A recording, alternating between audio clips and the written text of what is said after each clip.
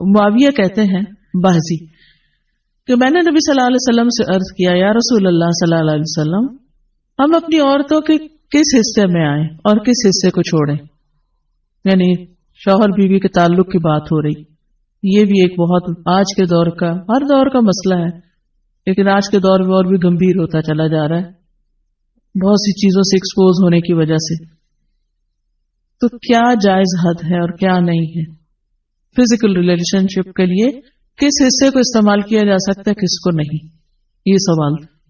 تو اس پر آپ صلی اللہ علیہ وسلم نے فرمایا تمہاری بیوی تمہارا کھیت ہے، تم اپنے کھیت میں جہاں سے چاہو آؤ.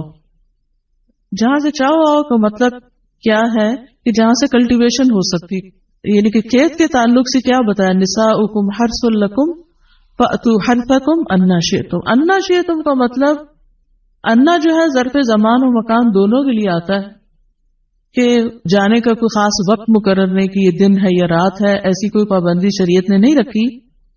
اور اسی طرح جب کھیت کہہ کے بیوی کو بتایا گیا تو اس میں اس کی یعنی کہ اس کی قدر و قیمت اور اس کی حفاظت اور اس کی سرسبزی اور خوشحالی اور وہ ساری چیزیں اپنی جگہ ہیں.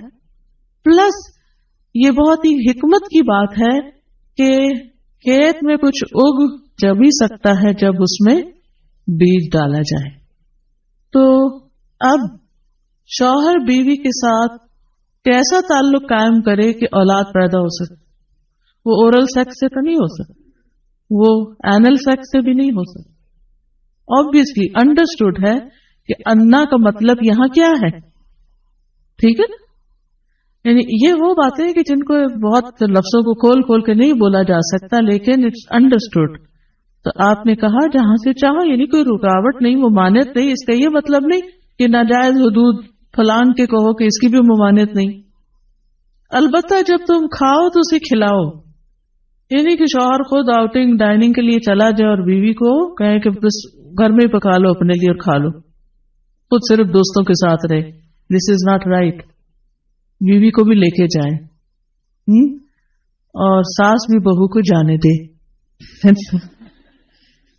جب تم کھاؤ تو اسے بھی کھلاؤ، جب پہناؤ تو اسے بھی پہناؤ. کا مطلب یہ ہے کہ عید آئی ہے اپنے لیے سوٹ لے رہے ہو تو بیوی کو بھی کچھ لے کے دو. یہ ہے ایکوالٹی ایک طرح سے.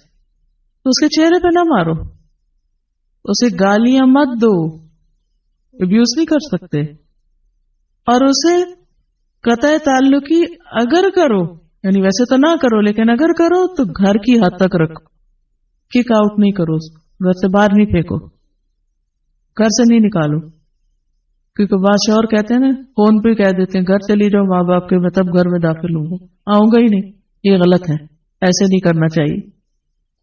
اور یہ کیسے مناسب، یہ کیسے ہو سکتا ہے کہ تم اس کے ساتھ یہ سلوک کرو جبکہ تم ایک دوسرے کے پاس حلال طریقے سے آتے ہو؟ یعنی تمہارا ایک جائز تعلق ہے اور پھر تم اس تعلق کو اس طرح خراب کرو. تو بیوی کو مارنے سے متعلق جو قرآن اور حدیث کی روشنی میں جو حکم ہے وہ سامنے. پھر اسی طرح غلام کو مارنے کی ممانعت، نوکر کو، غلام کو، اس کو بھی نہیں مارنا چاہیے. ابو مسعود بدری سے روایت ہے کہ میں اپنے غلام کو کوڑے کے ساتھ مار رہا تھا کہ میں نے اپنے پیچھے سے آواز سنی، اے ابو مسعود جان لو. اور میں غصے کی وجہ سے آواز سمجھ نہ سکا، یعنی ایسے مار رہا تھا کہ مجھے نہیں سمجھ آئے گی کس نے پکارا مجھے. جب وہ میرے قریب ہوئے تو وہ رسول اللہ صلی اللہ علیہ وسلم تھے اور آپ فرما رہے تھے جان لو ابو مسعود، جان لو ابو مسعود. کہتے ہیں میں نے اپنے ہاتھ سے کوڑا پھینک دیا تو آپ نے فرمایا جان لو ابو مسعود. یعنی آپ بار بار فرما رہے تھے اللہ تم پر زیادہ قدرت رکھتا ہے تمہاری اس غلام پر قدرت سے، یعنی جتنا تم اس غلام پہ قدرت رکھتے ہو اللہ اس سے زیادہ تم پہ قدرت رکھتا ہے، یعنی تمہیں مارے گا. کہتے ہیں کہ میں نے عرض کیا اے اللہ کے رسول صلی اللہ علیہ وسلم میں اس کے بعد کبھی غلام کو نہیں ماروں گا. اور بعض روایت میں آتا ہے کہ انہوں نے آزاد کر دیا. ابو عمر زازان سے روایت ہے، کہتے ہیں کہ ہم لوگ ابن عمر کے پاس تھے، انہوں نے اپنے غلام کو بلایا جسے انہوں نے مارا تھا.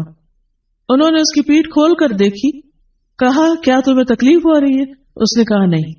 اس کے بعد ابن عمر نے غلام کو آزاد کر دیا اور ایک تنکا زمین سے اٹھایا اور کہا کہ مجھے اس کا اتنا بھی اجر نہیں ملے گا